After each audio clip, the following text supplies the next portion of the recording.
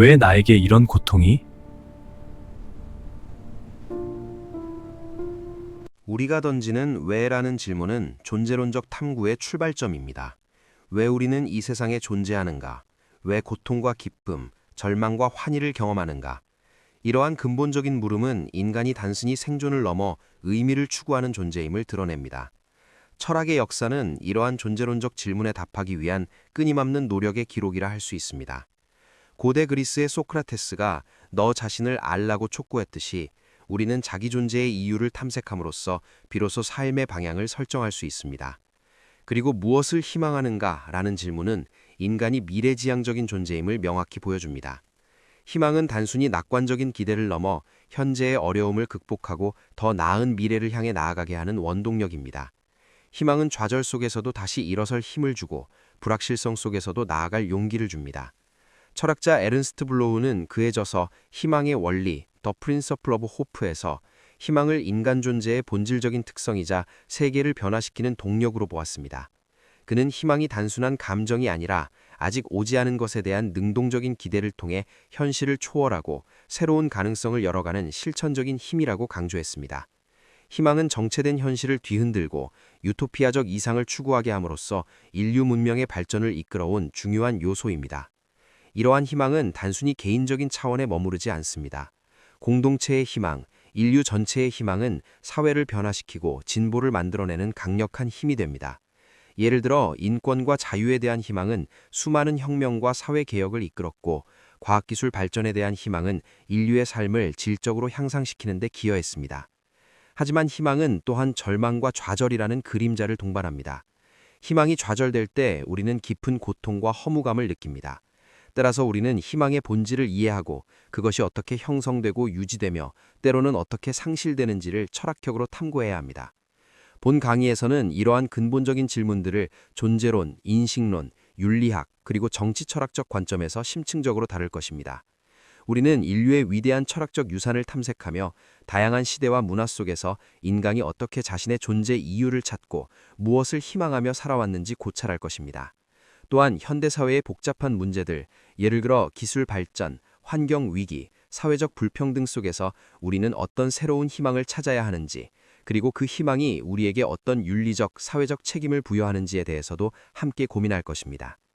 우리가 왜 존재하는지에 대한 질문은 고대 그리스 철학에서부터 심오하게 다루어졌습니다. 소크라테스, 플라톤, 아리스토텔레스와 같은 철학자들은 인간 존재의 의미를 탐색하는데 이성, 로고스의 역할을 강조했습니다. 플라톤은 이데아론을 통해 우리가 경험하는 현상세계 너머에 영원하고 불변하는 이데아의 세계가 존재하며, 인간의 영혼은 이 이데아를 상기함으로써 진정한 암과 선에 도달할 수 있다고 보았습니다. 인간 존재의 목적은 이러한 이데아를 인식하고 이성적인 삶을 통해 영혼의 덕을 완성하는 것에 있다고 할 수 있습니다. 그의 철학은 단순히 개인의 삶의 의미를 넘어 이상적인 국가, 즉 폴리스의 구현을 통해 공동체의 선을 추구하는 것과 연결되었습니다. 이상적인 국가를 통해 시민들이 덕스러운 삶을 살고 정의가 실현될 때 비로소 진정한 희망이 싹틀 수 있다고 본 것입니다. 플라톤에게 이상적인 국가에 대한 희망은 현실의 불안정성을 극복하고 더 나은 사회를 건설하려는 의지의 표현이었습니다. 아리스토텔레스는 플라톤과 달리 현상세계 자체에 대한 면밀한 관찰과 분석을 통해 존재의 의미를 탐색했습니다.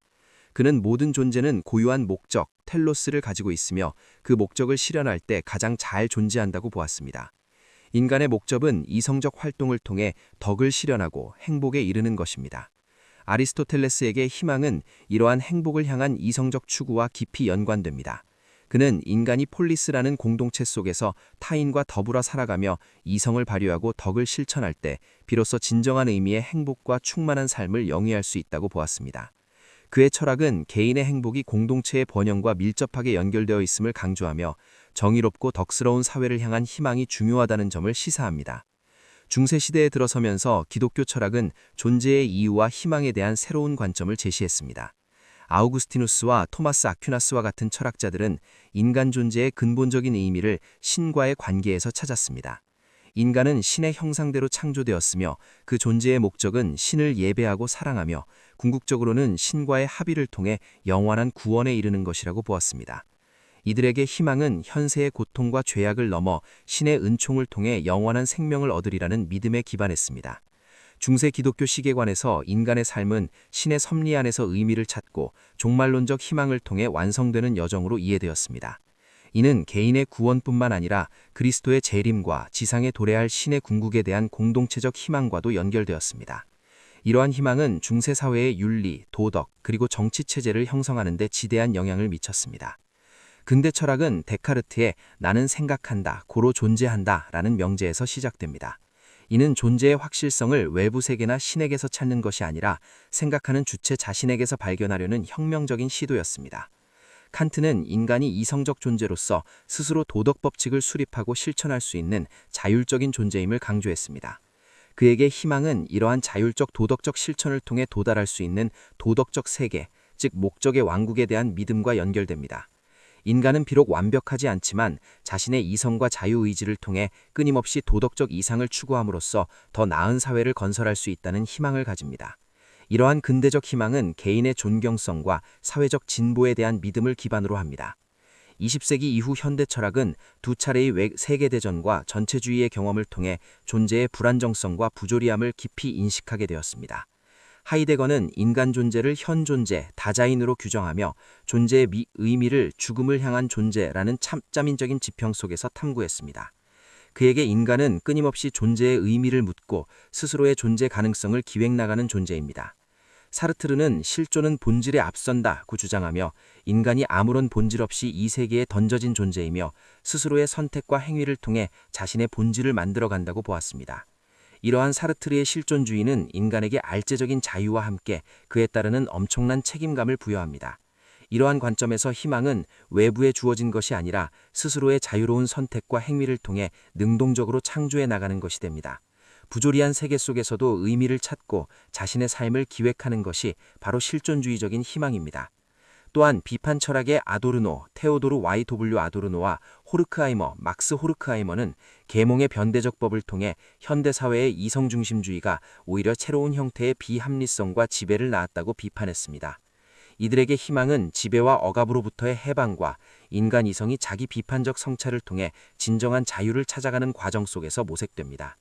이는 기존의 거대 서사적 희망이 좌절된 시대에 미시적인 저항과 비판적 사유를 통해 새로운 가능성을 탐색하는 희망이라 할 수 있습니다. 희망은 개인의 내면에서 발원하여 사회적 차원으로 확장됩니다. 개인의 희망은 자신의 삶을 더 나은 방향으로 이끌고자 하는 의지와 욕망을 반영합니다. 이는 꿈, 목표, 그리고 열망의 형태로 나타나며 개인의 성장과 발전을 추동하는 중요한 동력입니다. 심리학자 릭 스나이더는 희망을 목표를 설정하고 그 목표에 도달하기 위한 경로를 찾아내며 그 경로를 따라 나아갈 동기를 부여하는 긍지적 과정이라고 정의했습니다. 즉 희망은 단순히 무엇인가 잘 될 것이다 라는 막연한 바람이 아니라 목표 지향적 사고와 행위를 유발하는 구체적인 먼신작용이라는 것입니다. 하지만 개인적 희망은 사회적 맥락과 분리될 수 없습니다.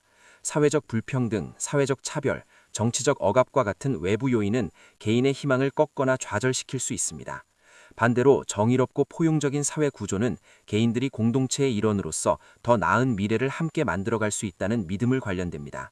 이는 인권 신장, 환경 보호, 평화 실현 등 거시적인 목표를 향한 집단적인 열망으로 나타납니다. 예를 들어 한국의 민주화 운동은 독재 정권에 맞서 자유와 정의를 갈망했던 수많은 개인들의 희망이 모여 이루어낸 위대한 사회적 희망의 발현이었습니다. 이는 개인의 고통과 희생을 넘어선 공동체적 연대와 더 나은 사회를 향한 강력한 열망이 현실을 어떻게 변화시킬 수 있는지를 보여주는 역사적인 증거입니다.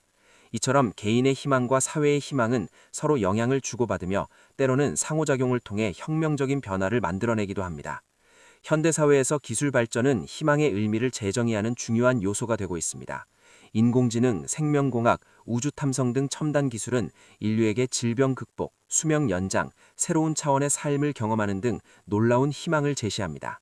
특이점주의 철학자 닉 보스트럼과 같은 이들은 기술이 인류의 한계를 초월하고 새로운 형태의 지능과 존재 양식을 가능하게 할 것이라는 희망을 이야기합니다.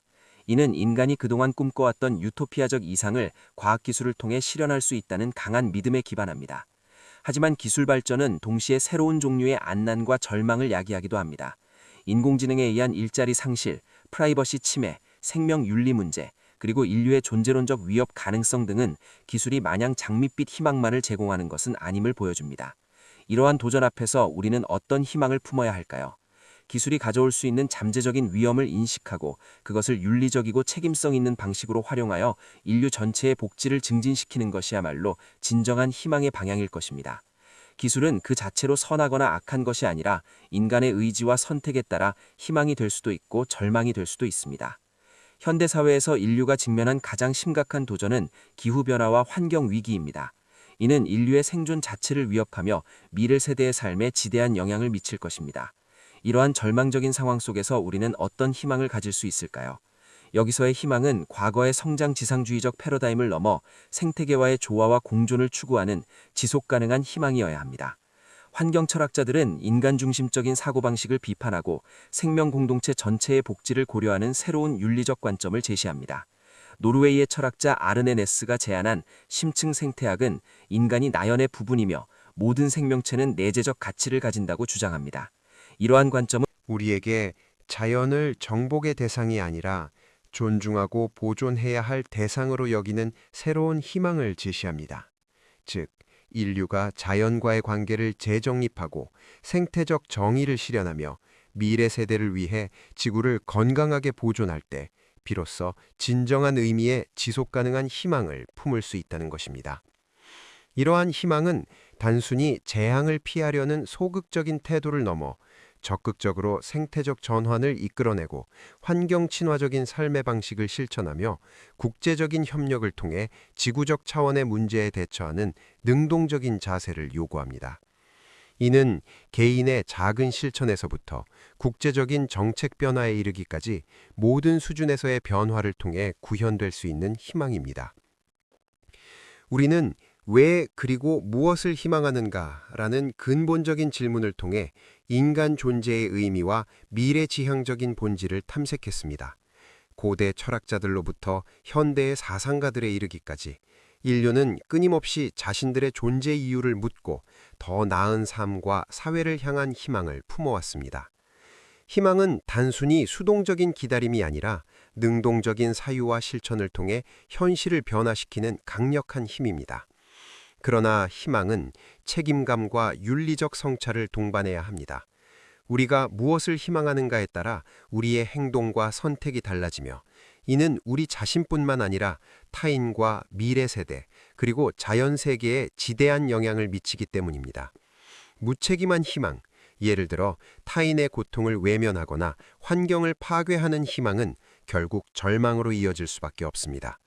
따라서 우리는 우리가 품는 희망이 보편적인 가치와 정의에 부합하는지, 그리고 그것이 모든 생명체의 번영에 기여하는지를 끊임없이 성찰해야 합니다. 철학은 바로 이러한 성찰의 도구입니다. 철학은 우리에게 근본적인 질문을 던지고 다양한 관점에서 문제를 분석하며 비판적 사고를 통해 대안적인 비전을 모색할 수 있는 지적 능력을 제공합니다. 복잡하고 불확실한 현대사회에서 철학은 우리가 맹목적인 희망이나 허무주의적인 절망에 빠지지 않고 현실에 뿌리내리면서도 미래를 향해 나아갈 수 있는 책임 있는 희망을 품도록 돕습니다. 궁극적으로 우리가 희망하는 것은 단순히 개인적인 안녕을 넘어 모두가 존엄하고 행복하게 살아갈 수 있는 정의롭고 지속가능한 세계일 것입니다. 이러한 세계를 향한 희망은 우리에게 현재의 어려움을 극복하고 끊임없이 배우고 장상하며 타인과 연대하고 국제적인 책임을 다하는 삶을 살아가도록 촉구합니다. 우리는 왜 그리고 무엇을 희망하는가라는 근본적인 질문에 대한 우리의 답은 고정된 것이 아니라 끊임없이 변화하고 발전하는 우리의 삶과 사유 속에서 계속해서 찾아나가야 할 영원한 과제입니다. 이 질문에 대한 탐구야말로 인간이 인간답게 살아가는 가장 중요한 여정이며 철학이 우리에게 제공하는 가장 큰 선물일 것입니다. 오늘 함께 나눈 이 철학적 사유가 여러분 각자의 삶 속에서 의미 있는 희망을 찾고 그것을 실현해 나가는데 작은 씨앗이 되기를 진심으로 바랍니다.